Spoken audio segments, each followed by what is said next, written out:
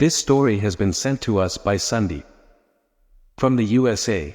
Let us tell you that although I belong to India, I have been driving trucks in the USA for many years. It has been almost 8 years since I have been driving a truck here. Such an incident has happened to me in my life that I will never forget it. I used to go with my truck for my logistics company.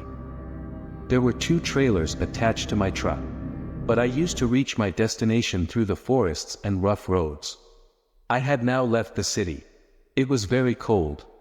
I had kept the heater on in my truck and I was alone in that journey because the truck here is very powerful and is fully automatic. I had to travel the whole day and night. That I used to take stops at motels, so that we could freshen up and have some food and then move ahead. It was my habit to stay at those motels. Now I had spent the whole day traveling. Now in the area where I had entered, it was snowing heavily.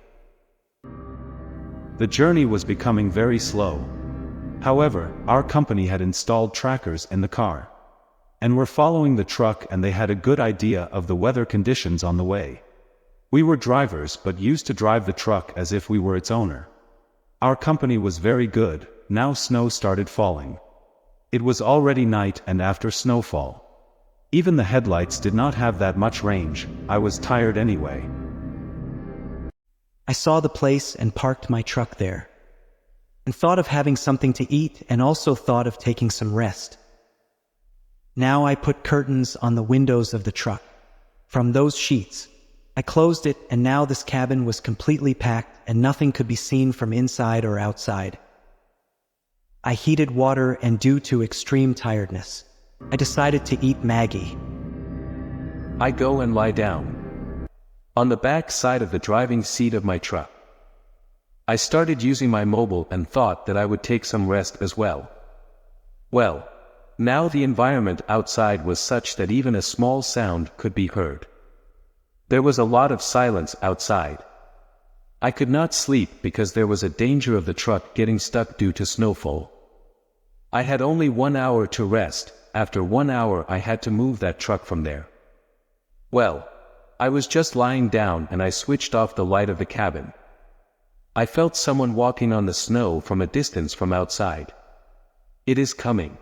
At first my mind did not accept this thing, then I looked closely and yes, there was indeed a sound of someone walking outside. As if someone was walking on snow.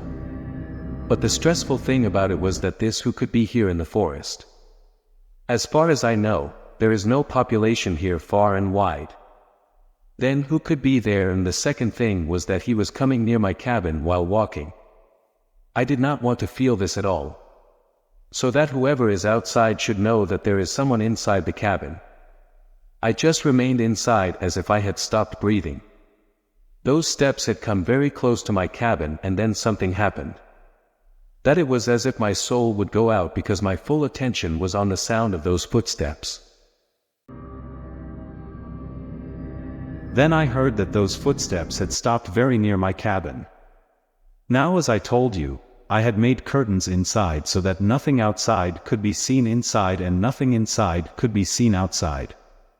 All I could do was concentrate quietly and with bated breath on the sound that whoever was outside was not making any movement, as if he was standing peacefully. Let me tell you one thing here. I had locked both the doors of the cabin from inside.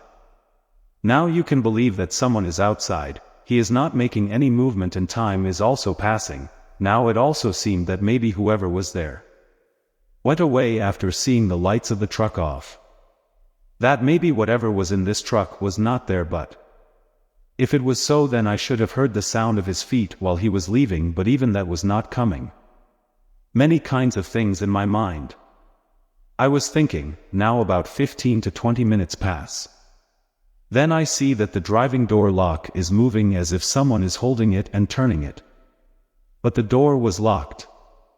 My heartbeat started increasing and I got very scared. When I go out in such a cold, no human being could stand so hard for so long. He was constantly knocking at my door. I could not do anything except helplessness. This was the first time I was so scared, and after trying for some time, he released the lock. Now again the same creepy silence. And then after that I hear the same sound of walking in the snow. Now someone was moving away from the driving side towards the other side. I just heard footsteps. I had guessed this from the voice itself. Well, now he comes towards this side and tries to open the lock on this side. Now I was sitting there in the same fear. And I am watching this from inside. I can definitely feel the movement in the lock. I was thinking in my heart that at any moment he would break the lock and come inside. Now what happens is that after trying a little hard, he leaves the lock, and then the same deep silence. My ears were only sensing the sound from outside. Again. There was complete silence. Now the same silence continued for a long time. The matter did not end here. Now something else was yet to happen. I could hear the sound of 2 more people walking in the snow from a distance. Remember, I could not see outside. I was just guessing from the sound. I get more scared that one problem was not averted yet, and these 2 more are coming. As they walk, they reach very close to my cabin where the first person was standing. They talked, but I was surprised the language in which they were talking was beyond my understanding, but I noticed one thing in all this, that one was a man. One was a lady, and one was a 12-year-old child. Then sometimes it comes to my mind that I open the door and see that perhaps he is a human being, but how can these people stand in the bone-chilling cold outside? I get up from my place and try to see out through the curtain. I wanted to see who was there, and I peeped out in such a style that even if someone was standing outside, he would not be able to see me inside. But when I looked, there was no one outside. I could not see anyone. I see, but as soon as I look outside, the sounds also stop and no one is visible outside. I cannot tell what was the state of my fear, but I can only tell that I was very close to dying. No one was visible, so what were those voices like? Now, I lie back in complete silence, and after that I am waiting for their next action. It had been an hour since I stayed here, so what was I supposed to do? Fear created a different current in me. I made a plan in my mind that I would sit in the driving seat and start the truck immediately. I leave from there because I have to get the truck out of here as quickly as possible. I have to speed up everything else. I have to start the truck immediately and get out of here. Otherwise my truck would get stuck in the snow here. And I cannot take any risk of stopping at such a place. I have got a chance.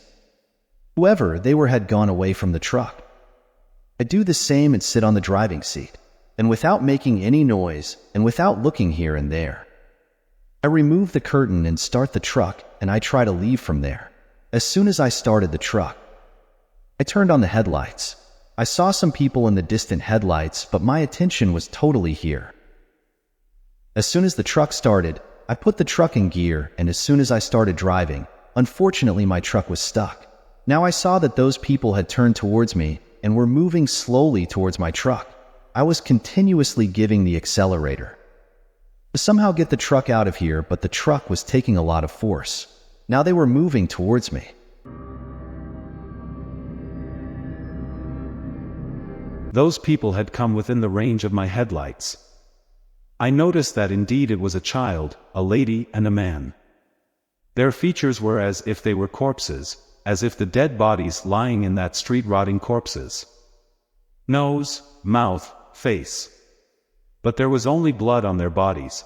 They had just come very close, and suddenly my truck also came out from where it was stuck, and I took out the truck and started walking in front of them. And I made eye contact with the child. He is saying bye to me very innocently. I leave that place and he was just watching me go. He had no reaction. I move ahead and keep looking at him from the side mirror. All 3 of them pass me from behind. I was watching what happened and I left from there, but now the matter did not end here. Now a lot more was left to happen. The trouble was not just gone, but it had increased further. Because due to snowfall the visibility was very low and nothing much could be seen in front. Truck skated ahead and got stuck on the side of the road.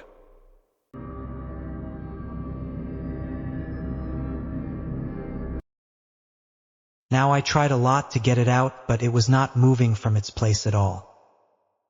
Now let me tell you, there is a walkie-talkie inside our truck. I called my base and told them that my truck is stuck like this and I am stuck here. Now those who were sitting at the base look on the map to see if there is any workshop near my location.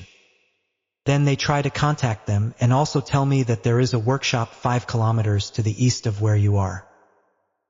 If you go there and take help from them because we are not able to connect with them. Well, now this thing happened and I started thinking that if I did not do anything, then within a few hours my truck would be covered with snow. I pack myself, wear a jacket, take a heavy-duty torch and a walkie-talkie and go down to find that workshop myself. Now the issue is this. I had to go back to the same path by which I had come and I saw that family there. Well, now I continue walking and when I reach that location, I see the same footprints of those 3 who were there. They were going towards the road. This was a scary thing for me, but somewhere I had a clue as to who they were. Now where I had to go, the footprints were going there. In the light of the torch, I could see those footprints. Keep on following and walking. You probably also know how difficult it is to walk in the snow. It took almost half an hour to walk, and during this time I was also coordinating with my base on walkie-talkie to see if I was walking in the right direction. I see that there is a house in the middle of the same forest. And those footprints were also going inside that house. At first I openly followed those footprints. I was living there, but when I saw that house, I started hiding myself. That house was a very old, very vintage house, and secretly I tried to peek inside from the window of that house and see that these people are there and why do they live here. Well, I moved towards the window. I don't see anyone inside. Now the thing was that a fire was burning in the fireplace in the room, as if someone was in this room right now. But I also peeked from the window of the other room. I don't see anyone there. I quietly come to the main door of that house and then slowly open the door. That door opens, I enter inside hiding myself and slowly explore every room. But there was no one in the whole room. So I had made a mistake here, although I was walking silently like James Bond. But the volume of the walkie-talkie near me was full, and then a call came from the other side, calling Sandeep. Sandeep calling Sandeep. Why did you stop at this one location? You were fine. It was too late. When the sound of a dog barking started coming outside, I felt that someone was coming towards this house. I immediately hid myself in a store of that room and sat down with a sigh. I looked for a place from where I could see inside the room. Then after some time I saw that the same family entered that room. And they were smelling strangely and whispering in a strange language. But what was surprising was that they were blinking their eyelids and just sniffing here and there with strange squinted eyes, as if they were noticing me in the room. I had sensed the presence of the child among them who slowly came near my storeroom, and now they also came in front of the store. Taking a breath, my heart stopped after seeing this scene that maybe now they have realized. I quickly looked around. I saw a glass window in that store. I picked up a heavy thing in the dark. I didn't know what was in my hand and I hit it on the window and quickly jumped out of there and fell on the snow lying outside. Now I saw a dog, which was probably coming from the main door of the house.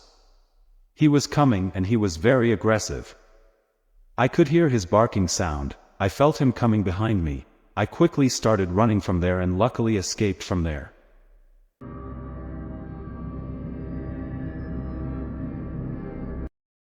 After walking for about 15 to 20 minutes, I saw a road as if the local people there had built a small road for their use. Now I asked my control room. They said that there are houses, workshops, and motels. I have to go there. I went there, told them about my truck. Well, they saw my condition. First they offered me coffee. Now it's like winter. The question did not arise. And then they started asking me, why were you so nervous? they were basically a family in which father, son, and their daughters all used to work in the workshop.